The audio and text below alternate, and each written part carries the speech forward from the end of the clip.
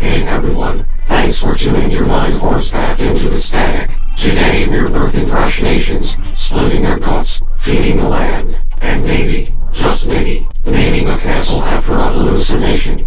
This is a video game I really like. Let's spin the map and see what claws its way out. For our first venture into Doodle Empires, we're choosing a place that feels like a wound in the landscape. Appalachia. A tangled region of valleys, rivers, and forgotten borders, perfect for the kind of empire that shouldn't exist. We're founding our nation in the shadow of the Ohio River, but not along it. Instead, we carve our empire away from the water, like a crescent torn backward, curling against the land's natural grain. Sharp branches stab out from the core, one north into coal country, another south into empty farmland. This is not a nation that grew, it was dragged into place. We name our fledgling state the Slint Reaches. No one remembers what Slint means, if it ever meant anything. It just stuck.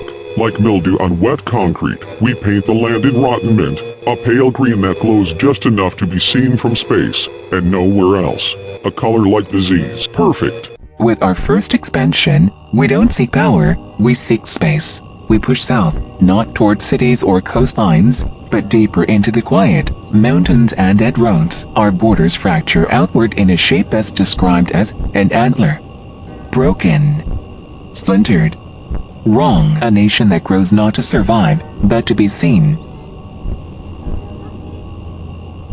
Again, we stretch, this time to the east, not in lines of logic or economy, but in convulsions. The reaches form a hooked spine, curling eastward, bent and rigid. Our shape now resembles a broken crescent overlaid with a claw.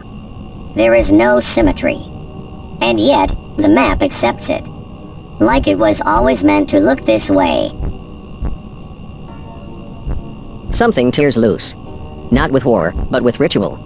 From the western limb of the Slint Reaches, we carve a new entity, not born, but peeled into being. It calls itself Dolmen Hue, a name like crumbling stone and low wind. Its color? Dried blood on dead leaves.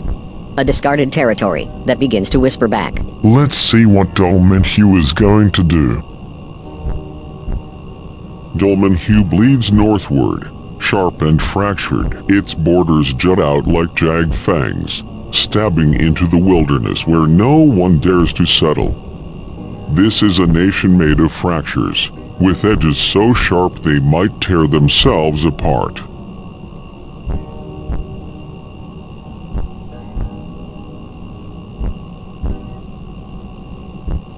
Let's see what the Slint Reaches think.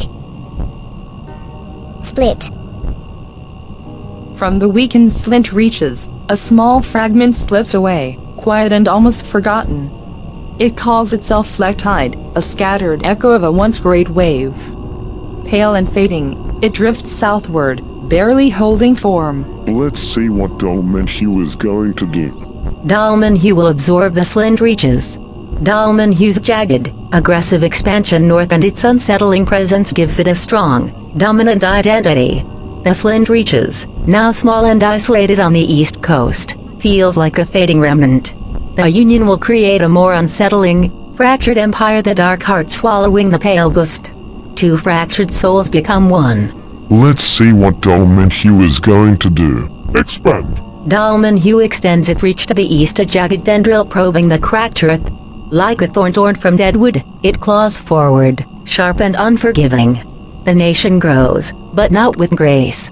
It grows with menace. Let's see what Dolmen Hue is going to do. Found religion. Dolmen Hue gives birth to a religion unlike any other, the Glimmering Veil. Its followers believe the world is just a thin curtain of flickering shadows, hiding something else. Every night, they perform a ritual, staring into shattered glass, waiting for the cracks to shimmer and pulse with forbidden light. They say the veil trembles for those who listen closely, a madness only the chosen can endure. And so Dolmen Hue's faith grows not in gods, but in the fracture itself. Let's see what Dolmen Hue is going to do. Expand. Dolmen Hue spreads northwest, a fractured fan of jagged borders that inch closer to the fragile Flecktide.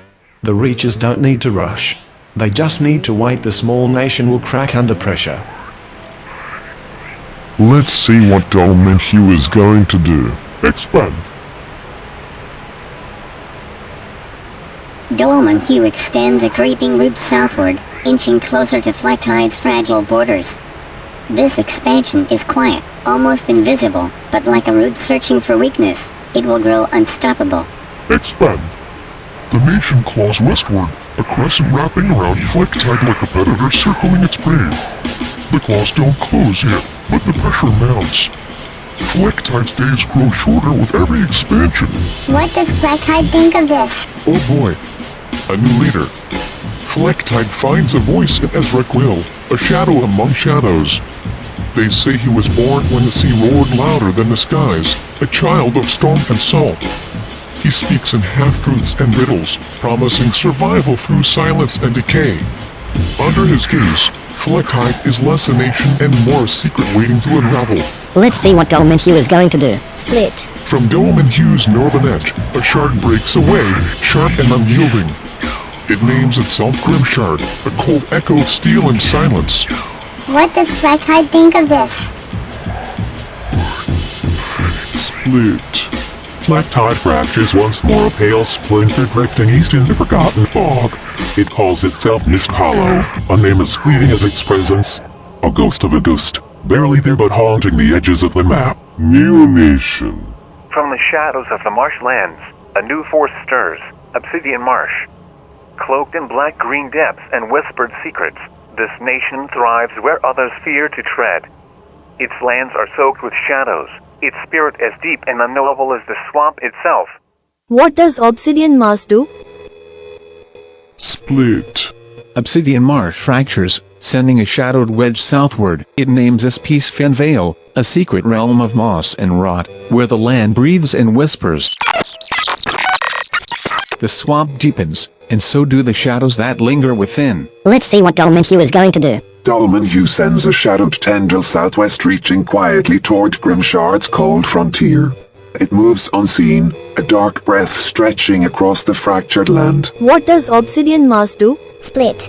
Obsidian Marsh sheds a dark shard to the west, a creeping presence named Bogshade, where shadows hang thick and the air is heavy. A silent witness to the slow decay of the swamp. New nation. From the rugged spine of the mountains, a new force bleeds into existence, Crimson Vein.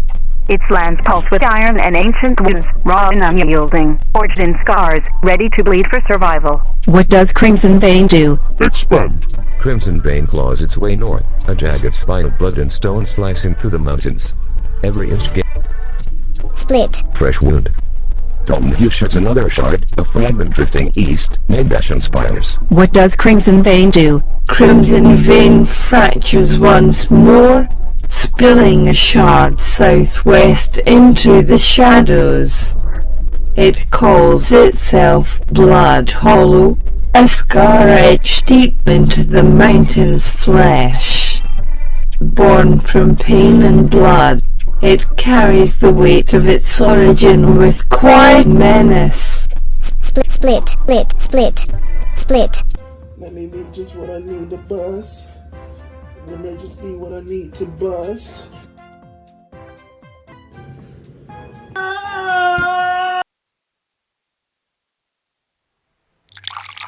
And just like that, it all stops. No grand finale. No epic crescendo. The map fades into silence, the stories suspended in the thickening fog. Sometimes, the tide just recedes, leaving only echoes. Thanks for watching. Until next time, if there is one.